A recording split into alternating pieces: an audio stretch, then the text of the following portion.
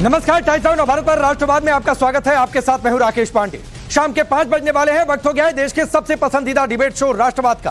राष्ट्रवाद यानी देश से बढ़कर कुछ नहीं। और आज का सवाल कि क्या कांग्रेस इस कदर गुस्से में है कि वह मुख्य चुनाव आयुक्त के खिलाफ महाभियोग पर आ गई है। सवाल यह भी कि मोदी से नहीं जीत पा रहे तो चुनाव आयोग को डराने वाली सियासत कर रहे। आज सबसे बड़ी खबर आई कि मोदी विरोधी गुट मुख्य चुनाव आयुक्त को हटाने के लिए महाभियोग लाने पर चर्चा कर रहा है। कांग्रेस कह रही है कि हम चुनाव आयोग से डरने वाले नहीं हैं। इस बीच कल चुनाव आयोग के प्रेस कॉन्फ्रेंस के जवाब में विपक्ष ने आज प्रेस कॉन्फ्रेंस की दो टूक कह दिया कि हमारे सवालों का जवाब चुनाव आयोग ने नहीं दिया। अखिलेश यादव कह रहे हैं कि बात हलफनामे की है, तो हमारे हलफनामे पर चुनाव आयोग ने क्या किया। इस बीच अब से थोड़ी देर पहले बीजेपी की ओर से संबित पात्रा ने प्रेस कॉन्फ्रेंस कर कांग्रेस को सियासत का खिलाड़ी नहीं अनाड़ी कह दिया। करेंगे डिबेट, लेकिन पहले रिपोर्ट देखिए।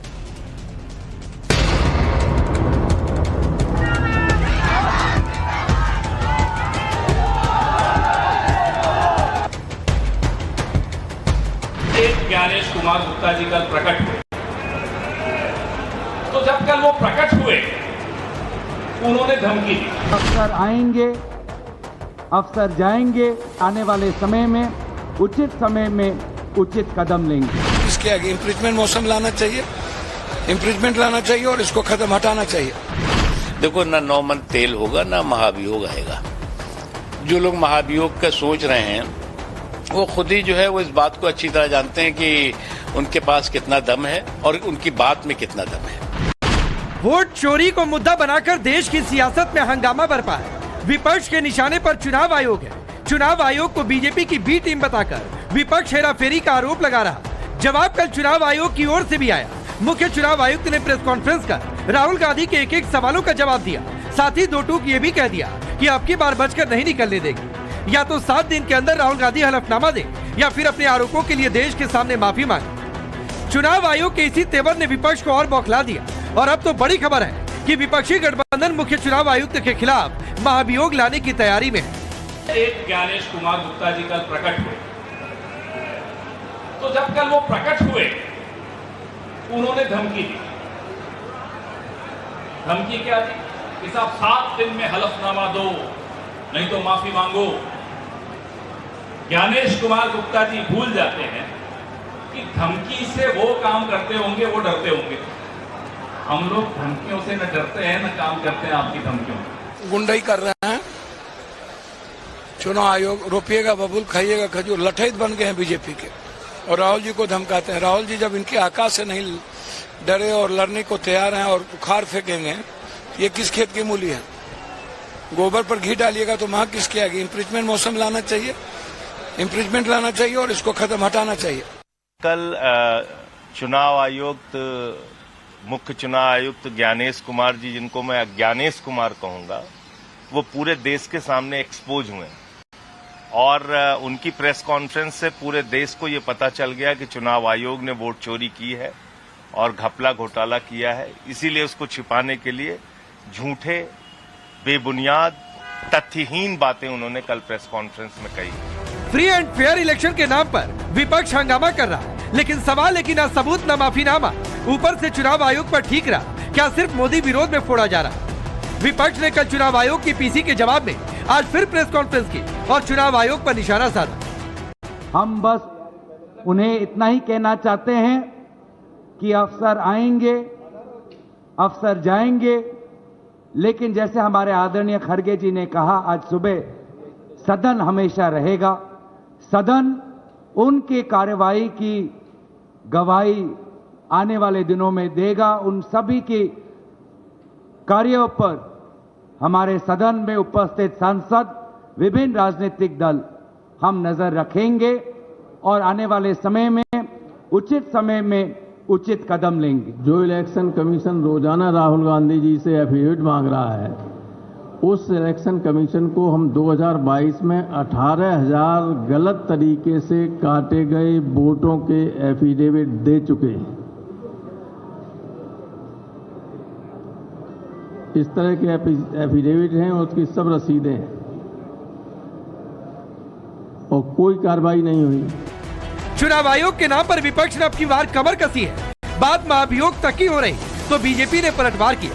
संबित पात्रा कह रहे हैं कि कांग्रेस की आदत देश की हर संस्था के खिलाफ खड़े होने की हो गई है, तो मुख्तार अब्बास नकवी कह रहे हैं कि ना नौमन तेल होगा ना महाभियोग आएगा। ऐसी कौन सी संस्था है जिसके खिलाफ विपक्ष खड़ी नहीं हुई है? हिंदुस्तान की कौन सी संस्था है जो पॉलिटिकल पार्टी सुप्रीम कोर्ट के खिलाफ बोल सकती है, जो पॉलिटिकल पार्टी राम मंदिर के जजमेंट के पश्चात जजेस को गाली दे सकती है, जो पॉलिटिकल पार्टी इंडिया के आर्मी को छोड़ नहीं सकती है, इंडिया के आर्मी के चीफ को सड़क का गुंडा करार दे सकती है, तो स्वाभाविक रूप से आप बताइए कि इलेक्शन कमीशन के लिए भी आज जिन शब्दों का प्रयोग किया जा रहा है, अमर्यादित शब्दों का प्रयोग करना और जिस प्रकार के आक्रमण को वो कर रहे हैं, ये कहीं न कहीं दिखाता है कि राहुल गांधी और कांग्रेस पार्टी फ्रस्ट्रेशन में है और उनका एक ही ध्येय है, किसी भी कीमत पे हमें सत्ता मिलना चाहिए। देखो, ना नौमन तेल होगा ना महाभियोग आएगा।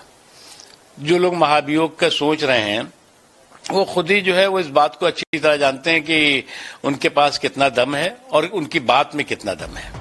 मुख्तार अब्बास नकवी के ऐसा कहने के पीछे वजह भी है। बीजेपी को एहसास है कि महाभियोग के नाम पर शायद ही पूरा विपक्ष एकजुट हो पाए। इसका ट्रेलर भी दिखा है। महाभियोग पर सवाल अखिलेश यादव से पूछा गया तो वो इस सवाल से ये कहकर कन्नी काट गए कि लड़ाई करवा दोगे क्या? चुनाव आयोग के खिलाफ क्या आप लोग इम्पीचमेंट लाने की तैयारी कर रहे हैं? ये बात की बात है, अभी से झगड़ा करा दोगे तुम? हालांकि अखिलेश ने जाति वाला राग जरूर छेड़ा।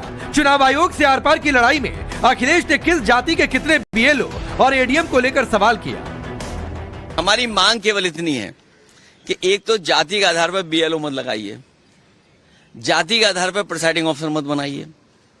आप तय कर लेते हो कि कौन अधिकारी सूट करेगा। आप उत्तर प्रदेश का आंकड़े निकलवाइए आज, और मैं आप सबसे कह रहा हूं सबसे कि आज आप आंकड़े निकलवाइए कि चुनाव होगा तो किस अधिकारी के अंडर होता है, एडीएम के अंडर। अगर उस एडीएम पूरे उत्तर प्रदेश में अगर एक भी पीडीए का अधिकारी हो तो बता देना। विपक्ष के महाभियोग वाले प्रयोग पर केंद्रीय मंत्री चिराग पासवान ने भी हमला बोला और दो टूक कह दिया कि विपक्ष गलत परंपरा की शुरुआत कर रहा है। बहुत गलत है और ये बहुत गलत परंपरा की शुरुआत ये लोग कर रहे हैं। विपक्ष की भूमिका ऐसे नहीं होती है भाई।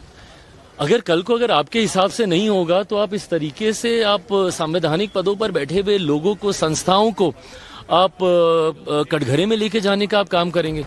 तो सवाल है कि महाभियोग वाले दांव से कांग्रेस को क्या हासिल होगा? क्या कांग्रेस महाभियोग के नाम से चुनाव आयोग को डराना चाहती है? कहीं महाभियोग के नाम पर विपक्ष में ही फूट तो नहीं पड़ जाएगी? सवाल ये भी कि वोट चोरी बना माफीनामा, इस लड़ाई का आगे अंजाम क्या होगा? सबसे बड़ा सवाल कि कांग्रेस की वोट चोरी वाली मुहिम का अंजाम कहीं पहले के फील्ड नैरेटिव जैसा तो नहीं होने वाला। ब्यूरो रिपोर्ट, टाइम्स नाउ नव भारत। चलिए अपनी रिपोर्ट देखिए। आपका परिचय मैं आज के मेहमानों से करवाता हूं। तुहिन सिन्हा भारतीय जनता पार्टी के नेता और प्रवक्ता, अनंत विजय जी वरिष्ठ पत्रकार हमारे साथ जुड़े हुए हैं, चंद्रमोहन शर्मा जी कांग्रेस पार्टी के नेता, साजिद सुपारीवाला शिवसेना उद्धव गुट के नेता और प्रवक्ता है, राजेश गुप्ता जी हैं आम आदमी पार्टी के नेता और प्रवक्ता। आप सभी का बहुत बहुत स्वागत है। शुरुआत चंद्रमोहन जी आपसे करता हूं। तो अब ये नया और शायद एक विकल्प बचा है कि अब चुनाव आयोग को डरा ले, धमका ले, हटा देंगे कुर्सी से।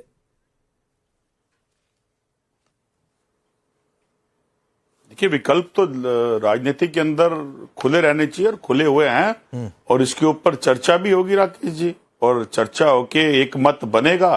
तो अगर ऐसी जरूरत पड़ी पार्टी और ऐसी जरूरत विपक्ष को पड़ी तो उसके ऊपर जाएंगे भी, क्योंकि अगर वोट चोरी हो रही है और वोट चोरी की आड़ के अंदर भाजपा की सरकार असम के अंदर 3000 बीघे जगह अलॉट कर देती है अपने मित्र मंडली को, तो खेल तो देश के अंदर बहुत गंभीर हो रहा है। अरे जमीन अलॉट कर देना और वोट चोरी एक ही है। तक अचंभित हो गया। माने इन दोनों का क्या कनेक्शन है? तो इस वोट चोर जी ना वोट चोरों की सरकार, अरे जमीन सरकार के अंदर जमीन और वोट चोरी हो रही है, वोट भी चोरी हो रही है। ये कौन सा कनेक्शन है? कुर्सी भी चोरी हो रही है। नहीं, मैं पूछ तो रहा हूँ कौन सा कनेक्शन है? यही कनेक्शन है कि देश के अंदर कनेक्शन यह है कि आपके अधिकार के साथ जिस चोरी के साथ सत्ता छीनकर सत्ता पे आसीन बैठी हुई भाजपा के लोग मदमस्त होकर आपके देश के अधिकार को छीनकर ऐसे लोगों के हाथ में दे रहे हैं जो तो भाई मिडिल क्लास गरीब गुरबे व्यक्ति का है। और ये चोरी, वोट चोरी से सत्ता के ऊपर जाती है बात। कैसे? चलिए मैं आपको 1 मिनट देता हूं, आप साबित करिए कैसे वोट चोरी हो रही है। देखिए, अभी आप के चुनाव आयोग हमारे तो है ही नहीं। अब वो क्या कह रहे हैं कि अगर एक आदमी के 4-4 वोटर कार्ड बने हुए हैं तो वोट तो एक ही जगह देगा। यानी कहीं आपने देखा है कि जो एक अधिकारी हो, जो चुनाव आयुक्त हो, उनको ये मान रहे हैं कि कई वोट बने हुए हैं, कई वोट के ऊपर वोट जा रहा है तो एक जगह वोट देता है। यानी चोरी को छुपाने के लिए भी एक नया तरीका हो गया कि चोर चोरी को छुपाने के लिए चोर का चोरी का तरीका बता रहा है। अरे देश के अंदर आप एक चुनाव एक उसकी बात कर रहे हैं, एक देश एक चुनाव की। जो चुनाव आपसे हो रहे हैं उसके अंदर जो घपला हो रहा है, जिस चीज के घपले के साथ सरकारें चोरी हो रही है, इलेक्शन चोरी हो रही है, सत्ता चोरी हो रही है, उसके ऊपर जो नहीं, ये प्रवचन की बात नहीं। मैंने कहा था 1 मिनट दीजिए चंद्रमोहन जी और साबित करिए कि वोट चोरी कैसे हो रही है। नहीं, आपको प्रवचन लगेगा, आपकी मजबूरी है, इधर उधर की मजबूरी, आपको प्रवचन लगेगा क्योंकि आपके प्रवचन सरकार के प्रति है, विपक्ष के प्रति एक कटु पॉइंट है। रखा कि एक आदमी का 4 वोटर कार्ड है। नहीं, अब आप प्रवचन की बात करेंगे तो सुनेंगे भी। हो रहा था तो या तो तय कर लीजिए कि आप एसआईआर के साथ है, वोटर सत्यापन के साथ है, या तो उसके खिलाफ है। अगर एक आदमी का एक से अधिक वोटर कार्ड नहीं होना चाहिए था तो ये एसआईआर से ही तय होगा। तो या तो आप उसका कभी विरोध करते हैं, कभी उसको सही करते हैं। आप लोग खुद नहीं तय कर पा रहे। तो आपके सत्य वचन ये कहते हैं आपके प्रवचन में कि 3 बार की सरकार जो मोदी जी ने बनाई है, जो 2 बार प्रचंड से जीती है, वो वोटों को बढ़ा के जीती है और अब अगली सरकार की तरफ जा रहे हैं तो एसआईआर के थ्रू जो बढ़ाए वोट है उन्हें कम कर दिया जाए। जो नहीं, ये आपका परसेप्शन है कि एसआईआर से वोट घटाए जा रहे हैं, काटे जा रहे हैं, बढ़ाए जा रहे हैं। ये आपका परसेप्शन है चंद्रमोहन जी, ये हमारा परसेप्शन नहीं है। ये आपका पॉलिटिकल परसेप्शन है। मृत लोगों के नाम जो मर गए, जाहिर सी बात है उनका हटेगा। कुछ नए वोटर जुड़ रहे हैं, जाहिर सी बात है उनका जुड़ेगा। ये बात फिर जाकर आपको तेलंगाना में कहना चाहिए। ये बात सर प्लीज आप नहीं, ये बात तो अरे ये बात तो दिल्ली में भी कह रहे हैं, ये बात तो पूरे हिंदुस्तान में हो रही है। अगर अनुराग ठाकुर को 3 लोकसभा सीट की सर्वेक्षण मिल गया तो ये तो विपक्ष मांग रहा है कि आप ये हमें भी दीजिए इलेक्ट्रॉनिक डाटा। ठीक। और अगर अनुराग ठाकुर जी ये बात कह रहे हैं कि चोरी हो रही है तो सरकार जान के भी चोरी होने के बाद भी चोरी कर रही है। तुहिन सिन्हा, ठीक है मैं जवाब देता हूं। तुहिन सिन्हा कहा यह जा रहा है कि सारा डेटा आप लोगों को तो मिल जा रहा है, कांग्रेस को दूसरे दलों को नहीं मिल रहा है। यही सारा गड़बड़ हो रहा है। देखिए, ये सारे डेटा जो हैं इलेक्शन कमीशन के साइट से ही हमें मिल रहा है। तो अगर इनको नहीं मिल रहा है, एक तो मुझे नहीं लगता इनके जो ब्लॉक लेवल को जो एजेंट्स है वो सही काम करते हैं, और अभी भी जो लोग इन्होंने जांच में लगाया है वो भी लॉजिक से जो है वो चैलेंज देखते हैं। देखिए राकेश जी, बड़े दुख की बात है कि पहले ऑपरेशन सिंदूर पर और अब एसआईआर पर ना तो ये लोग सही सवाल पूछ पा रहे हैं और ना ही ये सही उत्तर समझ पा रहे हैं। राहुल गांधी के सारे सवालों का जवाब कल इलेक्शन कमीशन ने दे दिया है। क्यों उनके लिए एफिडेविट डिक्लेरेशन फॉर्म साइन करना जरूरी है, ये इलेक्शन कमीशन ने बता दिया। वो जो जीरो हाउस को लेकर इतना भ्रम फैला रहे थे, वो जीरो हाउस नंबर किसको कहते हैं वो भी बता दिया। अब अगर राहुल गांधी को स्पष्ट तौर पर 6 और दिन उनके पास हैं कि वो डिक्लेरेशन फॉर्म भरे और आगे मामला को बढ़ाएं, वो क्यों भागना चाहते हैं? ये अनुराग ठाकुर से तुलना करते हैं। अनुराग ठाकुर जी ने जो आरोप लगाए हैं उन्होंने कुछ फैक्ट्स रखे हैं, उन्होंने इलेक्शन कमीशन पर आरोप नहीं लगाए हैं। उन्होंने कहा है कि इसीलिए एसआईआर उठे हैं, बीच में क्यों धमका रही है, पूरा करने दीजिए मेरी बात। प्रश्नों पे उठे। देखिए एक अंतर है राकेश जी, एक बहुत बड़ा अंतर है अनुराग ठाकुर जी ने कहा और राहुल गांधी जी ने जो कहा। प्रश्न पूछे अनुराग ठाकुर से तो जवाब भाजपा देगी, प्रश्न पूछो भाजपा से तो चुनाव आयोग जवाब देंगे। नहीं, मैं एक चंद्रमोहन जी एक सेकंड, मेरा एक सवाल है यहाँ पर। चंद्रमोहन जी एक मिनट, तुहिन सिन्हा, मैं आपको 30 सेकंड नहीं 1 मिनट दे रहा हूं। मैं उसमें एक सवाल ऐड कर रहा हूं। आपने कहा कि हलफनामा क्यों नहीं दे रहे हैं, उधर अखिलेश यादव कह रहे हैं, आज रामगोपाल यादव जी ने फिर प्रेस कॉन्फ्रेंस में कहा और बाकायदा स्टाम्प पेपर वाला हलफनामा दिखाकर कहा कि भाई हमने 18,000 हलफनामे दिए, इन पर क्या हुआ? तो इन हलफनामों पर आपने कुछ नहीं किया तो क्या गारंटी है कि राहुल गांधी हलफनामा दे दे तो उस पर कुछ हो जाएगा? देखिए हलफनामा देना तो एक प्रोटोकॉल है, ठीक है। उसके बाद अगर वो आरोप गलत पाए गए, समाजवादी पार्टी के आरोप गलत पाए गए, वो दूसरी बात है। लेकिन राहुल गांधी जब तक ये हलफनामा नहीं भरते हैं तब तक ये जांच आगे नहीं बढ़ पाएगी, क्योंकि हमने देखा है राहुल गांधी हर विषय पर देश को और समाज को केवल और केवल गुमराह करते हैं। ये जो महाराष्ट्र में वो आरोप लगाए थे 40 लाख जो है एक्स्ट्रा वोटर्स से, आप यही आंकड़ा जो है पिछले 6 महीने महीने में देख लीजिए 4 अलग अलग आंकड़ा कहा है उन्होंने। कभी 1 करोड़ का है, कभी 80 लाख का है, कभी 40 लाख का है। तो राहुल गांधी का मकसद केवल और केवल देश को गुमराह करना है। और मैं कांग्रेसियों को क्या उत्तर दूं? कांग्रेसियों को उत्तर केजे रजन्ना दे चुके हैं, जनजातीय वर्ग के वो नेता जिन्होंने इनको आईना दिखाया और जिनको 30 सेकंड चंद्रमोहन जी, आपकी इन्हीं सारी बातों को आधार बनाकर अब से थोड़ी देर पहले समित पात्रा की भी पीसी हुई, वो ये कह रहे हैं कि दरअसल आप लोग समझ रहे हैं कि आप लोग खिलाड़ी हैं, लेकिन आप लोग सियासत में अनाड़ी हैं। वो ये बात कह रहे हैं प्रेस कॉन्फ्रेंस में।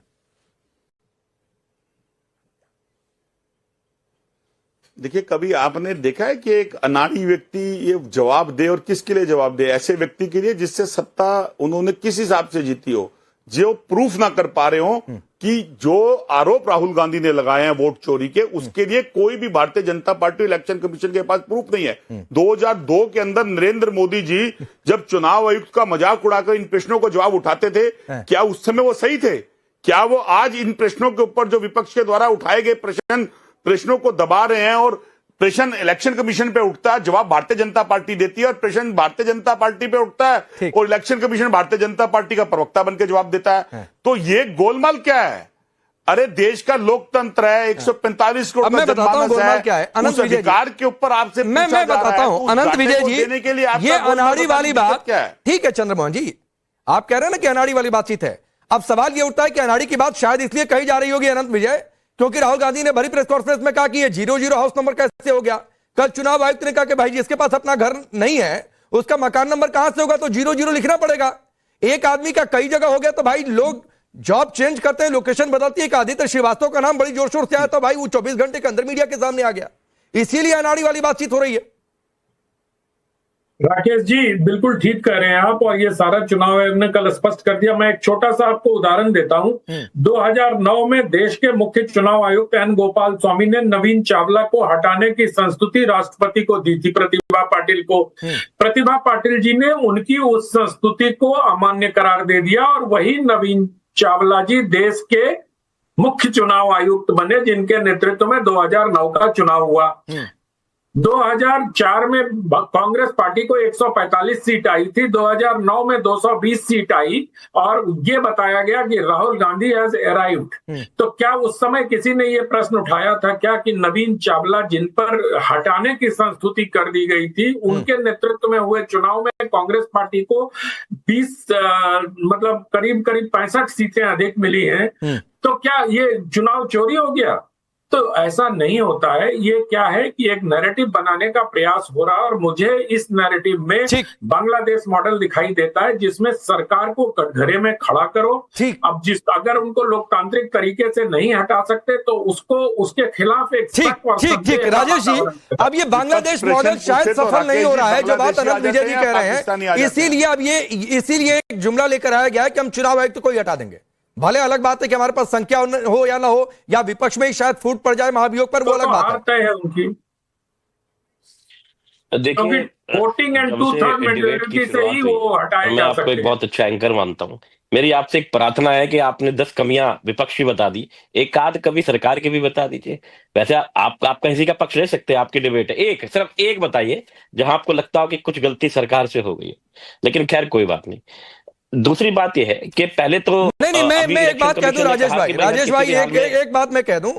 दिक्कत यह है ना कि आप लोगों को दिखाई नहीं देता है। मैंने तुहिन सिन्हा से पूछा कि विपक्ष ये कह रहा है, समाजवादी पार्टी बोली कि भाई 18,000 हलफनामे दिए, इसका क्या हो गया? तो क्या गारंटी है कि राहुल गांधी हलफनामा दे दे तो उस पर कुछ हो जाए? तो ये सवाल आपको नहीं दिखा। आपको आपके हिस्से वाला सवाल दिख जाएगा, उनके हिस्से वाला सवाल नहीं दिखेगा। दिक्कत ये, खैर आप अपनी बात पूरी करिए। दिक्कत कुछ नहीं है। मैं आपको एक बात बता दूं, मैं रोड डिबेट करता हूं, और आप जितने आपके साथी एंकर से उनसे पूछ सकते हैं। मैं बहुत ही सटल तरीके से बात करता हूं, ना चिल्लाता ना शोर मचाता। अब आई राष्ट्रवाद की बात, तो बात सुनिए। इसी इलेक्शन कमीशन ने अभी कुछ दिनों पहले सुप्रीम कोर्ट के लिए कहा कि हम कोई डेटा नहीं दे सकते, लेकिन जब सुप्रीम कोर्ट ने कहा तो उनको वो डेटा देना पड़ा। उससे क्या हो गया? पहले तो कह रहे थे पता नहीं क्या हो जाएगा, बवाल आ जाएगा। अब कहते हैं कि हम वीडियो नहीं दे सकते क्योंकि बहन बेटियों की बात है।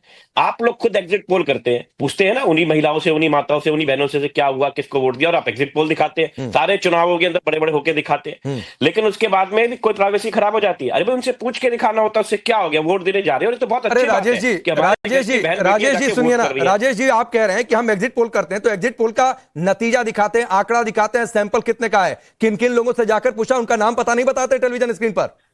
अरे मेरे भाई रुक जाओ, अरे कैसी बातें कर रहे हो आप लोग? पूछते हो वहां पे जाके? अरे पूछते हैं भाई, दे दिया किसको? मैं पूछ तो रहा हूं कि अगर मान लीजिए 1 लाख का सैंपल है तो हम बताते हैं कि 1 लाख का सैंपल है, इन शहरों में इतने लोगों से पूछा, लेकिन किन किन लोगों से पूछा उसका वीडियो और उनका कागज, उनकी डिटेल थोड़े नहीं सार्वजनिक करते हैं। मेरे भाई अजीब बात है। एक मिनट मेरी बात सुनो, आपने शायद कभी चुनाव लड़ा नहीं है, मैं 3 चुनाव मैं पत्रकार हूं, नेता थोड़े नहीं कि चुनाव लड़ूंगा। समझिए, मैं पत्रकार हूं, नेता थोड़े नहीं हो कि चुनाव लड़ूंगा। आप लड़ सकते हैं। आप नहीं सर, नहीं मैं नहीं लड़ सकता हूं। आप आपकी पार्टी में शायद सर ये चलन है कि आप पत्रकारों को नेता बनाकर लाते हैं अपनी पार्टी में, वो एक अलग बात है। मेरे भाई मेरी बात सुनो, देखो मैं क्या करूं, आप क्यों इतना चिल्ला रहे हो? मुझे बोलने तो दो। मैं आपसे ये कह रहा हूं कि चुनाव जब लड़ा जाता है, मैं आपको एक बात बता रहा हूं कि जिस तरीके से डॉक्यूमेंट्स होते हैं उनमें लिखा होता है, फोटो भी लगी होती है, नाम पता लिखा होता है, सारी लिस्ट आती है ना, आपके पास भी हो सकती है, मेरे पास भी, सब मालूम है। हर नेता को पता होता है कि यहाँ ये आदमी रहता है, घर में ये औरत रहती है, इसमें प्राइवेसी की कोई दिक्कत नहीं है, उसकी डिटेल्स होती है, फोन नंबर नहीं होता, एड्रेस वगैरह सब होता है ना। तो ये ऐसी, और हम तो रोज आधार कार्ड बनाते हैं, एज अ विधायक मैंने बहुत सारे आधार कार्ड बनाए, इसमें कोई प्राइवेसी की थोड़ी कोई चीज हो जाती है ये सिर्फ। और देखिए अभी सुप्रीम कोर्ट फिर कह देगा, उनको फिर दिखाना पड़ेगा। मेरा ये कहना है कि लोगों के मन में शंकाएं आ रही हैं, शंकाओं का निवारण, जो विपक्ष सवाल उठाता है ना, या जो पत्रकार भाई सवाल उठाते हैं, तो उनका निवारण करना सरकार का काम है, ताकि लोगों के अंदर ये रहे कि हमारी सरकार। ये आपकी आखिरी वाली बात ठीक है राजेश जी, आपकी आखिरी वाली बात ठीक है कि शंका हो तो निवारण होना चाहिए, लेकिन अनंत विजय जी मैं तुहिन आपके पास आना चाह रहा था, लेकिन चूंकि यहां पर पत्रकार की बातचीत है, अनंत विजय जी कह रहे हैं कि आप एग्जिट पोल करते हैं, तो अरे एग्जिट पोल में किन किन लोगों से पूछा, उनका डिटेल थोड़े नहीं सार्वजनिक करते हैं कि फलाने आदमी से पूछा, ढिकाने आदमी से जाकर पूछा, इनसे जाकर पूछा, उनसे जाकर पूछा। अरे एक सैंपल, चुनाव आयोग भी तो यही कह रहा है कि हम प्राइवेसी थोड़ी नहीं भंग होने देंगे, हम भी प्राइवेसी भंग नहीं होने देते हैं। राकेश जी, 2019 के सुप्रीम कोर्ट का आदेश है कि चुनाव आयोग किसी की भी प्राइवेसी को डाइवर्ज नहीं करेगा, और कल बहुत स्पष्ट तरीके से मुख्य चुनाव आयुक्त ज्ञानेश कुमार जी ने इस बात को कहा। पहले ये लोग कह रहे थे कि इलेक्ट्रॉनिक फॉर्मेट में हमें मतदाता सूची नहीं दी जा रही है, अब जब वो पीडीएफ में उपलब्ध है तो अब ये कह रहे हैं कि मशीन रीडेबल हमें नहीं दिया जा रहा है। तो वो सुप्रीम कोर्ट ने उस पर 2019 में स्पष्ट कर दिया था कि machine readable voter I card में टेम्परिंग करने की संभावना है, इसलिए चुनाव आयोग इस पर निर्णय ले। चुनाव आयोग ने उस पर निर्णय लिया। सुप्रीम कोर्ट के आदेश की अवहेलना चुनाव आयोग नहीं कर सकता, और यही बात जब 2022 या 23 में उन्होंने सीसीटीवी फुटेज देने के नियम में बदलाव किया और 45 दिन किया उसको कम करके, तो सुप्रीम कोर्ट के आदेश के आलोक में किया है। मैं ये नहीं कह रहा हूं कि सुप्रीम कोर्ट ने ऐसा आदेश दिया था। ठीक है। अब सुपारी वाला आप बताइए कि चुनाव आयोग को डराकर धमकाकर आप लोग अपने मन का करना चाहते हैं? मुझे पहले तो ये समझ में नहीं आ रहा है, हमारा इतना संवैधानिक देश है, हमें पूरा हक है सवाल करने का, इसमें डराने धमकाने की बात तो बहुत दूर की है, हमें पूरा हक है सवाल करने का। और राहुल गांधी जी ने जो फैक्ट्स एंड फिगर सामने लाए हैं, उसके बाद इनको ये कहा जाता है कि 1 हफ्ते में माफी मांगो, ये कहाँ का संविधान है, कहाँ जा रहा है हमारा देश? मैं तो बड़ा ताज्जुब में हूं कि ये इस तरह से बर्ताव क्यों किया जाता है एक नेता के साथ, एक ऑपोजिशन लीडर के साथ। अगर बीजेपी को और सरकार को कोई ऑपोजिशन चाहिए ही नहीं तो बोल दे आज नेशनल टेलीविजन पे कि हमें कोई ऑपोजिशन चाहिए ही नहीं, हम अपनी मनमानी करेंगे। नहीं तो अपोजिशन का मतलब क्या है कि सिर्फ आरोप लगाएगा? क्या बात है? उसको साबित नहीं करेगा, तथ्य नहीं देगा, फैक्ट नहीं देगा। आरोप प्रति आरोप ये लगाना और उसको साबित करना, उसका एक वक्त होता है, उसकी बात ही अलग है। लेकिन अच्छा, अभी साबित करने का वक्त नहीं है आपके साथ?